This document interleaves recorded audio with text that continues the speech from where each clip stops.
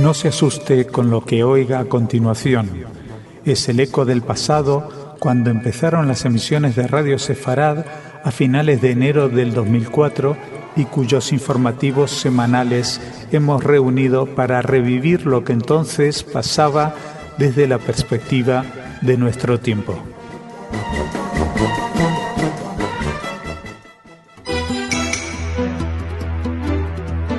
Señoras, señores, bienvenidos a nuestro espacio informativo. Hoy hace 61 años que se declaraba la independencia del Estado de Israel.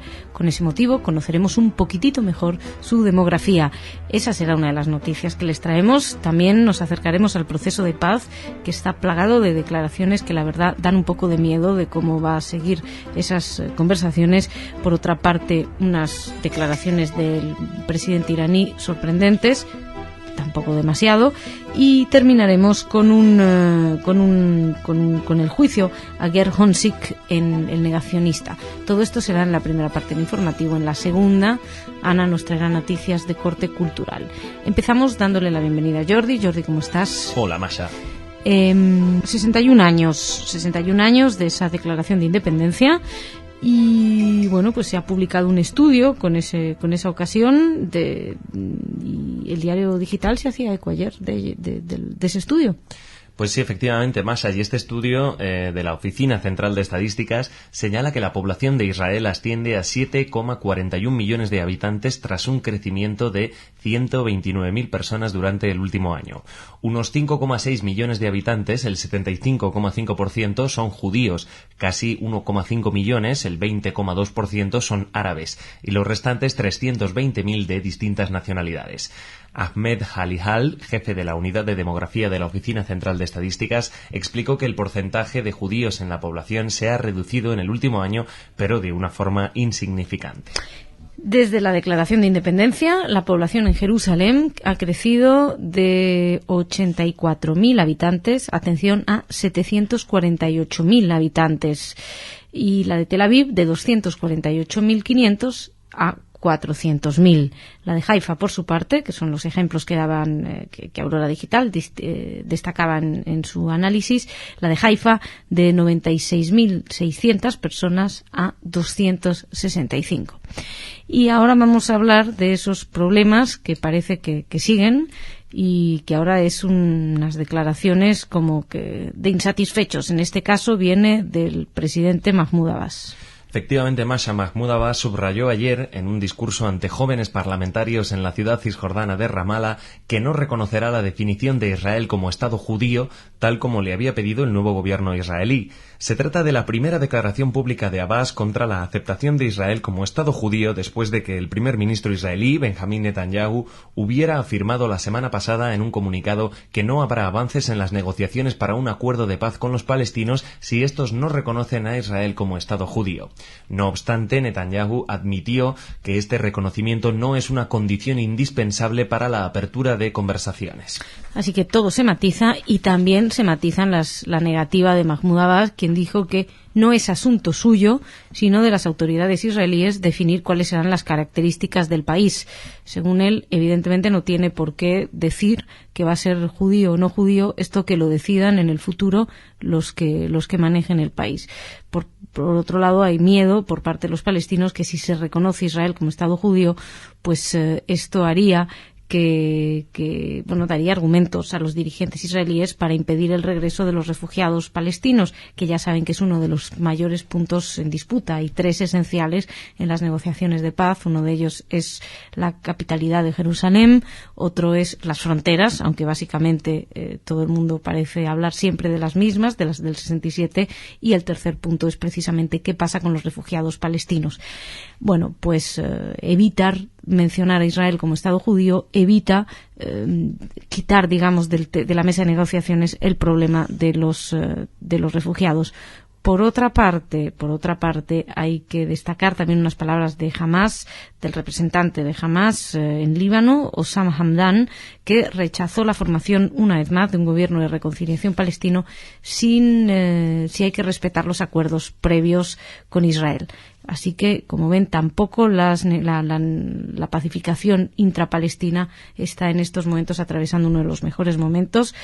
y además en Israel también hemos visto una serie de desacuerdos en el propio seno del gobierno entre el ministro de Defensa, Ehud Barak, y el ministro de Asuntos Exteriores, Avigdor Lieberman, con respecto a Siria, con lo cual ahora parece que hay mucha declaración de gente molesta. Vamos a ver si después se hace algo.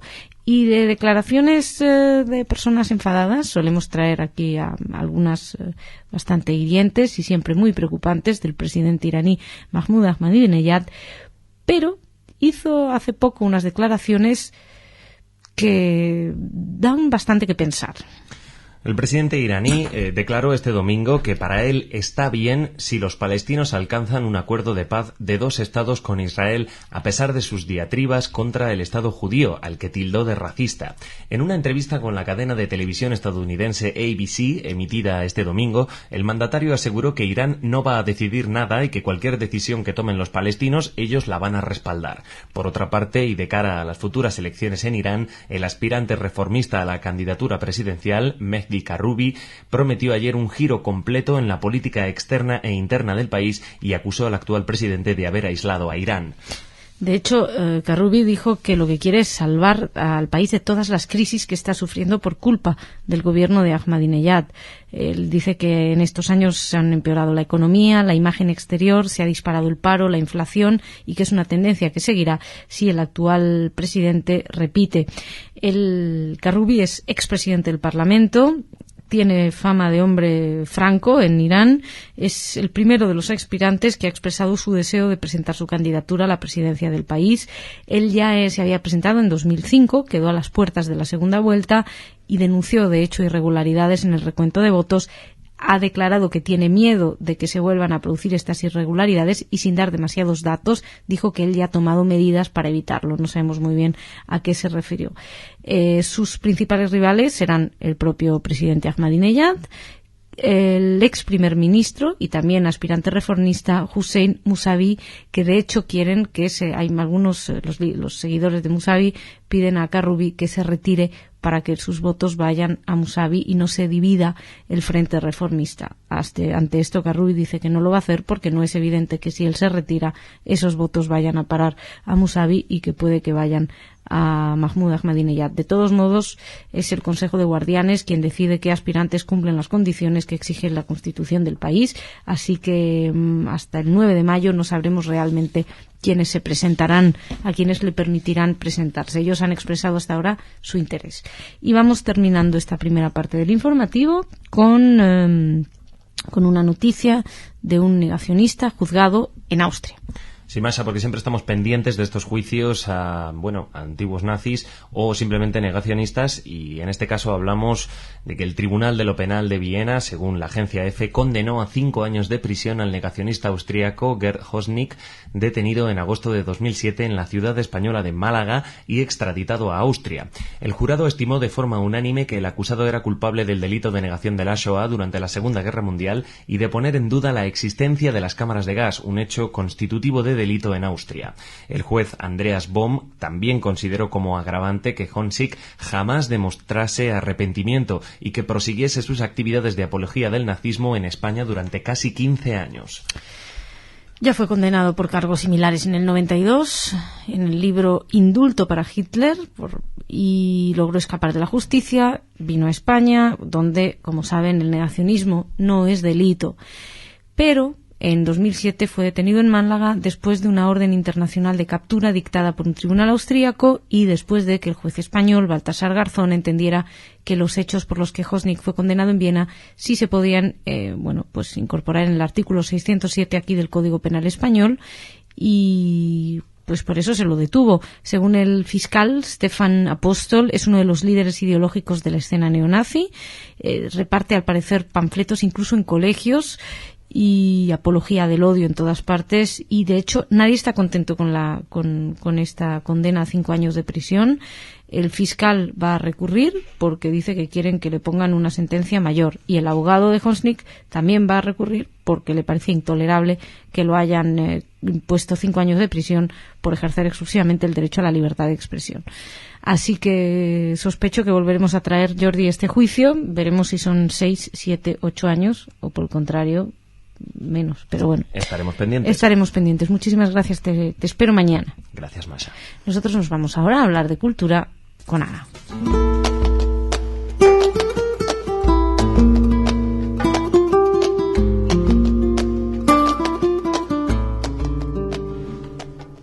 Ana, bienvenida. Gracias, Masha. ¿Qué tal? Muy bien. ¿Qué me traes? ¿Qué me cuentas? Primero les traigo un recordatorio.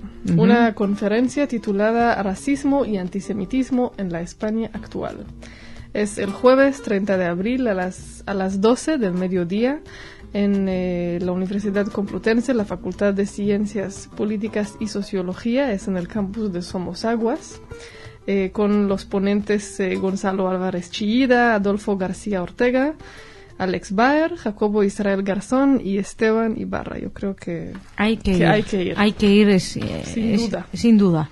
Bueno, y más cosas. Más cosas. Les quería contar que hoy en el Auditorio Ciudad de León se presenta la actuación de la Capilla Real de Madrid y el Coro de Niños Ciudad de León, que están clausurando el ciclo de artes escénicas y músicas históricas con el programa Liturgia de la Diáspora, Memoria Musical de las Comunidades Judías Sefardíes. Oh, qué bonito. Sí, se trata de un ciclo organizado por el Instituto Nacional de las Artes Escénicas y de la Música y el Ministerio de Cultura, y que se clausura con este programa hoy a las 8:30 de la tarde. Sobre todo algunas canciones de festividades judías de los sefardíes en la diáspora y pues un programa musical muy bonito. Bueno, sí, suena lindo desde luego. ¿Y qué más? Y me quedo con música. El 29 de abril inicia un taller de aprendizaje de música clásica que organiza Casa Sefarad Israel en colaboración con el Instituto Goethe de Madrid. El taller se va a llevar a cabo en el Instituto Goethe a partir de 29 de abril, 8 sesiones, o sea, va a ser todos los próximos miércoles a las 6 de la tarde, presentado por Jorge Arauz, a quien vamos a entrevistar, quien va a ser el invitado de la próxima semana, que nos va a contar más acerca de este taller, donde va a hablar de música clásica en general y del papel de los judíos en ella en particular. Muy bueno. ¿Qué más? Y por último, salió hoy la noticia que algunas obras que se estaban haciendo cerca del campo de exterminio de Auschwitz, pues salió a la luz un mensaje manuscrito oculto en una botella. Está fechado el 9 de septiembre de 1944. Se trata de los nombres, los números del campo y los lugares de nacimiento de 7 jóvenes de Polonia y de Francia que estaban trabajando ahí en un muro de unas escuelas que los nazis usaban como almacén, y pues se ve que simplemente querían dejar ahí la huella de su existencia. Así que y acaba de salir a la luz esto. Se acaba de descubrir, no se había visto, y por algunas obras estaba ahí como escondido dentro del muro. ¿Se sabe si sobrevivió alguno de...? Se sabe que 2 sobrevivieron, o sea, los estaban buscando, y se sabe que 2 de los 7 sí sobrevivieron. Qué cosa. En fin, sí. siguen saliendo secretos a la luz. Ana, muchísimas gracias. Gracias a ti. Hasta mañana. Señoras, señores, ustedes también muchas gracias por su atención. Volvemos mañana aquí con más información.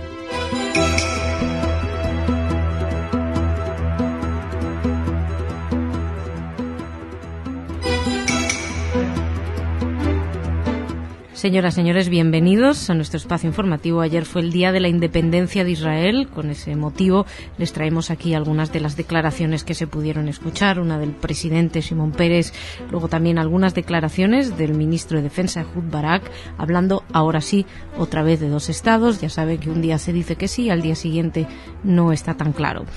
Hoy es el día en que sí. Además, nos acercaremos a Francia. Si recuerdan la terrible historia del joven Ilan Halimi, que fue secuestrado, torturado y asesinado por la banda de los bárbaros en Francia. Bueno, se inicia el juicio a su líder y a la banda en general. estaremos ahí para contarles cómo ha empezado, y después nos acercaremos a ver cómo está la situación de los inmigrantes, de las minorías aquí en España. Concretamente nos acercaremos al foro cívico, al primer foro cívico contra el racismo y la intolerancia que tuvo lugar en Valencia. Todo esto será en la primera parte del informativo. En la segunda, Ana nos traerá noticias de corte cultural. Así que empezamos dándole la bienvenida a Jordi, como de costumbre. Jordi, ¿qué tal? Hola, Masha, muy bien. Bueno, ¿qué dijo el presidente ayer en un día de cumpleaños? Efectivamente, Masha, Simón Peres aseguró ayer en una ceremonia en su residencia de Jerusalén, con motivo del Día de la Independencia, que Israel entrará en los libros de historia como un milagro. En palabras del presidente, Israel afronta amenazas existenciales, ostracismo y guerras, pero entrará en los libros de la historia como un milagro, como prueba de que es posible ir más allá de lo esperado y lo existente. El presidente israelí indicó que el Estado judío es pequeño de acuerdo a su tamaño, pero una superpotencia en base a la magnitud de los desafíos que le esperan. No, la verdad es que la magnitud de los desafíos parece bastante grande. Entre ellos, uno de los que mencionó quien estaba ahí también presente, el primer ministro Benjamin Netanyahu, quien habló de la obligación de devolver a Gilad Shalit a sano y salvo a sus padres. Ya saben que Gilad Shalit fue secuestrado por 3 milicias palestinas, 3 grupos terroristas, en junio del 2006, y que se sabe que está en buen estado, pero no ha sido devuelto, y han fracasado todas las negociaciones hasta ahora para recuperarlo. Hay que destacar también que quien mandó una carta de felicitación, un mensaje de feliz cumpleaños a Israel, fue el presidente de Estados Unidos, Barack Obama, en la que destaca que Estados Unidos fue el primer país en reconocer a Israel en el 48 minutos después de que se supo su independencia, y que las relaciones quedaron fuertes y, según el presidente norteamericano, quedaron amistosas y sin problemas. Bueno, pues que sigan siendo así, que últimamente ha habido algún tira y afloja entre el nuevo ejecutivo israelí y el nuevo ejecutivo norteamericano, que parece que no tienen exactamente la misma visión de cara a cómo se puede llegar a esta paz. O sí tienen la misma visión, porque según el ministro de Defensa, Ehud Barak, tampoco hay muchas soluciones posibles. También hubo declaraciones, Masha, de Ehud Barak, del ministro de Defensa, que afirmó que el jefe del gobierno de Israel, Benjamin Netanyahu, llevará en su próxima visita a Estados Unidos un plan basado en la fórmula de 2 estados para resolver el conflicto de Oriente Medio. Barak explicó a los medios locales que Netanyahu ya aceptó en su día los acuerdos de Oslo, que estipulaban la creación de un estado palestino junto al de Israel. El titular de Defensa añadió que hay que comprender que, en su fuero interno, los líderes no se diferencian mucho en su perspectiva sobre la forma que debe tener el tipo de acuerdo final para solucionar el conflicto. Y aquí uno se pregunta, si en el fondo están todos de acuerdo que no hay muchas soluciones distintas, pues que apliquen las que ya saben, porque realmente hablan de todos parece que están de acuerdo en que serán 2 estados conviviendo el uno al lado del otro en las fronteras del 67, Jerusalén compartida, y los territorios, pues habrá que hacer unos intercambios de terrenos para que los refugiados palestinos vayan a Palestina. Eso sí, probablemente tengan que recibir alguna indemnización económica por parte del Estado israelí.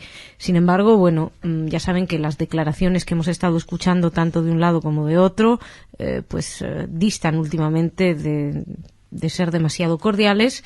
Afortunadamente no han llegado al momento cumbre del enfrentamiento. Así que nada, veremos qué ocurre en el viaje que está previsto para finales de mayo a Washington del primer ministro Netanyahu, donde se entrevistará con el presidente Obama, y se verá en qué acuerdo llegan. Y dejamos Israel, nos vamos ahora a hablar de antisemitismo puro y duro, aunque según algunos no era antisemitismo. Se inició ayer el juicio contra Yusuf Fofana, líder de la banda de los bárbaros, acusado de haber secuestrado, torturado y asesinado al joven judío francés Ilan Halimi en 2006. El presunto autor del crimen, que comparece junto a 26 cómplices, eligió a la víctima porque era judío. Yusuf Fofana entró en la sala de la audiencia levantando el índice y gritando «Alá vencerá».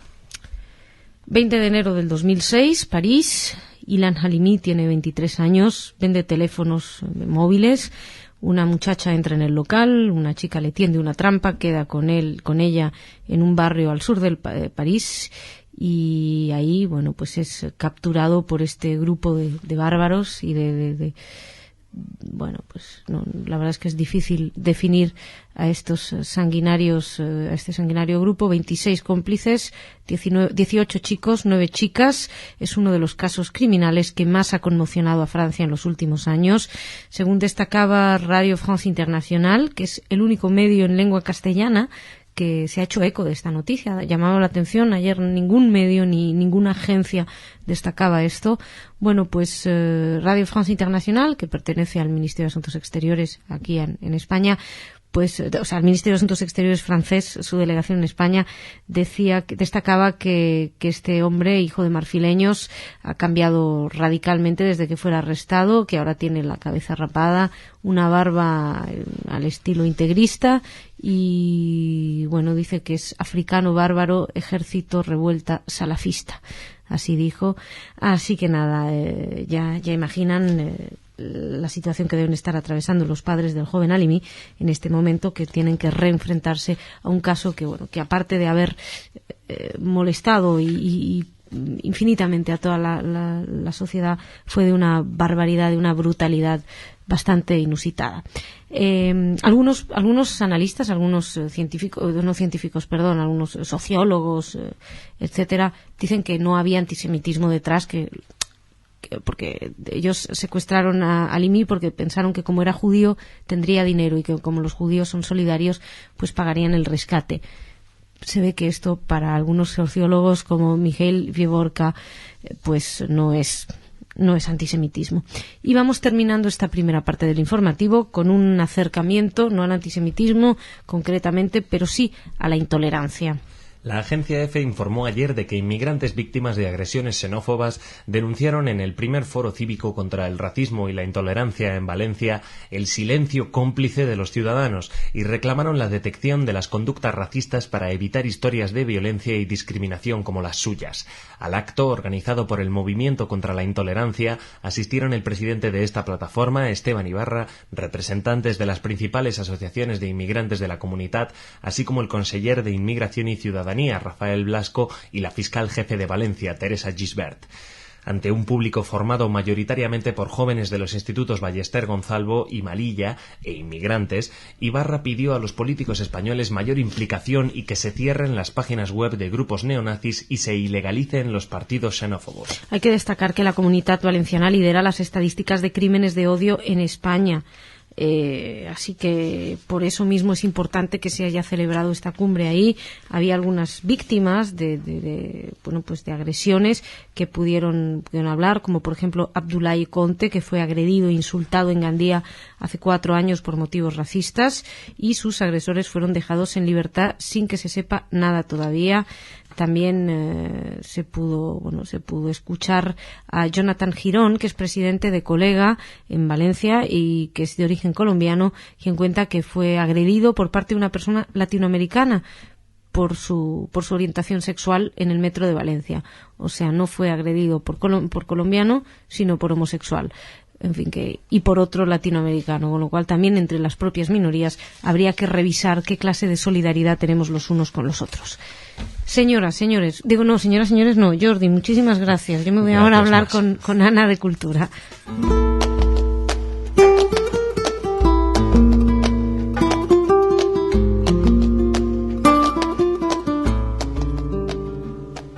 Hola, Ana. Hola, Masha, ¿qué tal? Muy bien, ¿y tú cómo estás? Muy bien, gracias. ¿Y qué noticias me traes?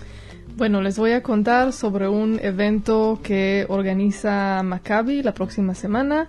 El 6 de mayo, concretamente, es una conferencia sobre la Shoah. Se trata de testimonios, sería el tema. El título es posible que el antónimo de olvidar no sea recordar, sino justicia? Con la participación de Rachel Abecassis y Eva Benatar, con la moderación tuya, Masha. Yo sé que tú sabías eso, pero ahora nuestros oyentes también lo saben. Efectivamente. Eso es el miércoles 6 de mayo a las 8 de la tarde en el Centro Cultural de nuestro entorno, y participan también la Embajada de Israel y SEMI. Pues sí, ahí estaremos. Ahí estaremos, sin duda. ¿Qué más? Bueno, en estos días es la Feria del Libro de Buenos Aires. y bajo el auspicio del Centro Wiesenthal, UNESCO y la Fundación Verbe et Lumière, se presenta el libro Antisemitismo, el odio genérico, ensayos en memoria de Simón Wiesenthal. Habrá hoy de hecho se celebra el evento de presentación del libro a las 6:30 de la tarde en la Feria del Libro de Buenos Aires en la sala Juana Manuela Gorriti, con la participación del ministro Aníbal Fernández, el fiscal Alberto Nisman, el escritor Marcos Aguinis, representante del Centro Wiesenthal para América Latina, Sergio Vider, y el presidente del Comité Latinoamericano del Centro, Fernando Sokolovitz. Se trata, de una serie de ensayos, en primer lugar de homenaje a Wiesenthal, y la segunda parte es sobre el antisemitismo, distintas miradas contemporáneas. Uh-huh. Bien. Y por último, el Museo Histórico Judío de Ámsterdam presenta una exposición de fotografías únicas de la vida judía en el sur de Marruecos durante los años 50.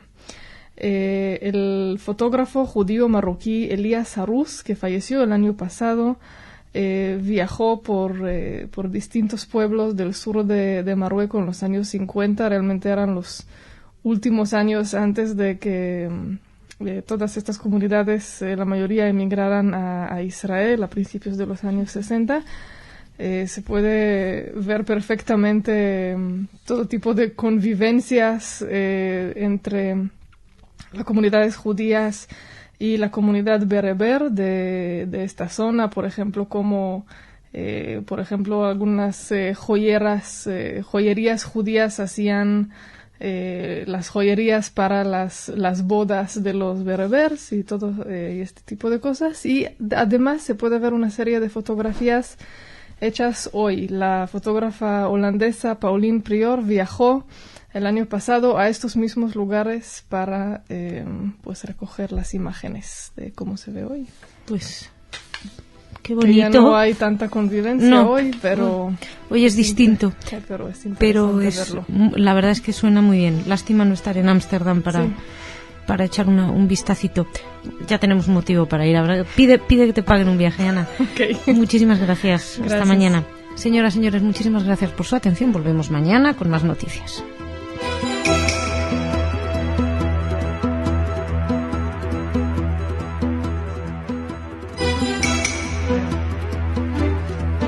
Señoras, señores, bienvenidos a nuestro espacio informativo. Hoy es 1 de mayo, Día del Trabajador, y como tal le hemos dado día libre a Jordi, bueno, por lo menos en las noticias. Así que será un informativo solitario y un informativo breve, un informativo de día de descanso, en el que les voy a comentar brevemente, como les decía, que 7 árabes israelíes, incluidos 2 menores, fueron detenidos hace poco sospechosos de haber estado planeando ataques terroristas o intentando secuestrar a algunos miembros del ejército israelí de defensa. Todavía no sabíamos al cierre de esta edición muchas más noticias, era un poco una última hora. También una de las últimas horas es que Turquía se niega o dice que no tiene jurisprudencia, no tiene sentido que juzguen a Ehud Olmert y a Ehud Barak. Ya saben que se les había pedido que los juzgaran por crímenes de guerra en Turquía por la operación Plomo Sólido. Bueno, pues en Turquía han dicho que no es asunto de ellos juzgarlo. Les cuento también que un funcionario del Ministerio de Relaciones Exteriores dijo que los países europeos deben dejar de criticar al gobierno de Netanyahu, que si siguen haciendo eso, Israel impedirá al bloque de la Unión Europea que participe en el proceso diplomático con los palestinos. El principal objetivo de la ofensiva era la comisaria europea de Relaciones Exteriores, Benita Ferrero-Waldner. Ella ha pedido en varias ocasiones la congelación en la mejora de los lazos con Israel por su posición frente al proceso de paz. De hecho, la semana pasada nos enterábamos que Europa congelaba algunos intentos, algunas iniciativas para mejorar todavía las relaciones privilegiadas que tiene Israel con Europa. Bueno, pues Europa congelaba estas iniciativas. ¿Por qué? Porque había sido elegido a Víctor Lieberman y no les parecía correcto. Otra de las cosas que se pide es que se deje a Víctor Lieberman moverse y en función de los actos se tomen estas decisiones. En cualquier caso, el director adjunto para Europa en el Ministerio de Relaciones Exteriores, Rafi Barak, advirtió a los embajadores europeos en Israel con respecto a la actitud hacia el nuevo gobierno. Las primeras conversaciones fueron con el embajador de Francia, con el británico y con el encargado de negocios de la embajada alemana. Barak señaló que las declaraciones de Ferrero Waldner son inquietantes en su forma, estilo y tiempo. Esta noticia nos llegaba por Aurora Digital, al igual que la siguiente, que hablaba de la Casa Blanca, en la que explicaba que ésta rechazó la idea de poner plazos sobre su compromiso con Irán. Además, la Casa Blanca señaló que sus esfuerzos podrían necesitar una cantidad significativa de tiempo. No se opone a las conversaciones con Irán, Israel, pero está muy preocupado porque la República Islámica aprovecha la oportunidad de las negociaciones para ejecutar contrarreloj su programa nuclear. Y, bueno, pues Israel prefiere que se establezca un plazo para evitar esa situación. También piden que se aumente la presión sobre el régimen iraní. El portavoz del Consejo de Seguridad Nacional, Mike Hammer, afirmaba que no es apropiado en este momento intentar establecer los tiempos, sino más bien ver cómo poder avanzar. Estas eran las palabras del representante de los Estados Unidos, que además añadió que Estados Unidos no busca hablar por el bien de hablar, pero que hay una oportunidad para colaborar con el gobierno iraní. Bueno, pues ojalá tengan razón y que salga bien, en fin, sea cual sea la decisión que se toma. Y vamos a ir terminando esta primera parte del informativo con una noticia que llega de Francia. Ya saben que se iniciaba antes de ayer el juicio a la banda de los bárbaros, al club de los bárbaros, que fueron responsables de la muerte y la tortura de Ilan Halimi, un muchacho judío francés de 23 años que fue asesinado por este grupo. Y bueno, pues se ha pedido, el movimiento antirracista y por la Amnistía entre los Pueblos ha pedido que el proceso que juzga a estas 27 personas implicadas en el secuestro y el asesinato del joven sea ejemplar. Según Bernadette Hetier, que es la portavoz de este movimiento antirracista, ellos pensaban que estas cosas habían desaparecido, pero a la vista de lo sucedido han visto que no es así. Así que dijo, hace falta que sea un proceso ejemplar. Hay que educar a la sociedad en el antirracismo. Youssouf Fofana, que es el cabecilla de ese grupo, es uno de las cabezas más visibles. Entró en el juicio, como les contaba, gritando que vencerían y con la cabeza, gritando Alá es grande, con la cabeza rapada, etcétera. Él había dicho en su momento que pensaba que la comunidad judía se movilizaría y que entregaría el dinero. Así que, viendo que no lo hacían, se cansaron y asesinaron y torturaron a este muchacho. En fin, que sea ejemplar es lo que piden los movimientos antirracistas en Francia. Y otra noticia que les cuento que no ha salido en prensa es que ayer tuvo lugar en la Universidad Complutense de Madrid una mesa, una conferencia titulada Antisemitismo y Racismo en la España de hoy. Unas charlas en las que participaron el profesor Alejandro Baer, el presidente de la Federación de Comunidades Judías de España, Jacobo Israel Garzón, también estaban Esteban Ibarra, presidente del Movimiento contra la Intolerancia, estaba además Gonzalo Álvarez Chillida, profesor, estaba profesor de Historia, quien hemos escuchado en Radio Sefarad en varias ocasiones. Estaba también Adolfo García Ortega, periodista, escritor. También hemos tenido la suerte de poder escucharle. Y fue bastante llamativo estas entrevistas, porque se pudo escuchar cuando llegaban los ponentes que algunas personas, algunos jóvenes están estudiando sociología, o sea, se supone que son los que estudian y saben, gritaban judíos fuera. No solamente gritaron judíos fuera, sino que a Jacobo Israel Garzón lo presentaban como usurero, como adicto a la usura. Gente que no lo conocen, evidentemente, por el mero hecho de ser judío se lo acusó de ser adicto a la usura. Esto pensamos aquí en Radio Sefarad que requiere una profunda reflexión. Hay que decir que el debate al final, pues como imaginarán, giró en torno a Israel y Palestina. Se pudieron escuchar declaraciones de jóvenes como que esperaban que Israel desapareciera, o que se decía, algún otro joven pudo decir Israel a la mierda. La verdad es que fue bastante interesante, no de aprobar, pero interesante el estar ahí. Nosotros grabamos esas conversaciones, esperamos poder que puedan ustedes escuchar esas charlas la semana que viene, pero bueno, hasta entonces queríamos dar esa noticia porque sí que nos parece que es, como decíamos, preocupante y requerirá un ejercicio de reflexión. Lo haremos aquí en Radio Sefarad, en todo caso. Intentaremos a partir de la semana que viene acercarnos como podamos a esas aulas, ver qué está pasando, pues donde debería reinar la reflexión, donde debería reinar la tolerancia, el escuchar, y parece que reina todo lo contrario. Y dejamos aquí esta primera parte del informativo. Recibimos a Ana, que viene aquí con noticias culturales. Ana, ¿cómo estás? Muy bien, Masha, ¿qué tal? Muy bien, cuéntame qué nos traes. Bueno, les cuento sobre 2 eventos que se llevan a cabo el próximo martes 5 de mayo. En primer lugar, una entrega de premio que va a recibir el escritor Pancracio Celdrán por su labor de colaboración e investigación del comercio desde la antigüedad, especialmente en el libro Caminos de Sefarad, que hablaba sobre el comercio judío en España. Este premio será otorgado por la Federación de Comercio Agrupado y Mercados de la Comunidad de Madrid el martes 5 a las 5:30 de la tarde en el Hotel Senator España, en la calle Gran Vía. Muy bien, enhorabuena, Pancracio Celdrán. Y el mismo día inicia en el Ateneo de Madrid un ciclo organizado por Casa Sefarad Israel sobre judaísmo y pensamiento político. La verdad es que suena muy interesante. Se trata de 4 sesiones, los siguientes 4 martes a las 7 en el Ateneo. La idea es estudiar distintos aspectos, por ejemplo, la importancia del pensamiento judío en la evolución política de Europa occidental. Ya seguramente iremos hablando más adelante de los temas más específicamente. Esta primera conferencia, bajo el título El pensamiento judío y el origen del Estado, con el profesor Javier Roís, catedrático de Ciencias Políticas y Sociología, y Cristina Peñamarín, catedrática de Ciencias de la Información de la Universidad Complutense de Madrid.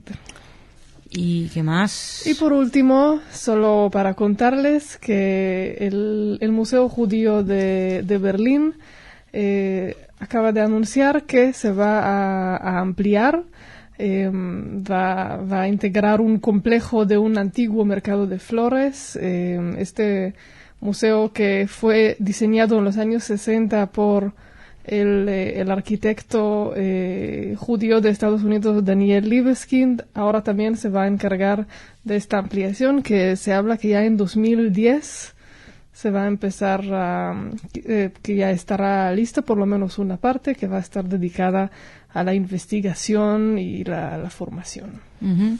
Bueno, pues muchísimas gracias, Ana. Hasta la semana que viene. Shabbat Shalom. Shabbat Shalom. Y feliz Día del Trabajador. Señoras, señores, nos despedimos. Antes de despedirme, solamente una cosa referente a la última noticia que les dije. Estos chicos que hacían comentarios, podemos decir, bastante antisemitas, no eran la mayoría. Eran poquitos, pero eran muy ruidosos. Así que todavía queda esa mayoría que afortunadamente no entró en ese discurso. Así que nada, nos despedimos así. Señoras, señores, Shabbat Shalom, feliz Día del Trabajador. Nos reencontramos la semana que viene con más noticias aquí en Radio Sefarad.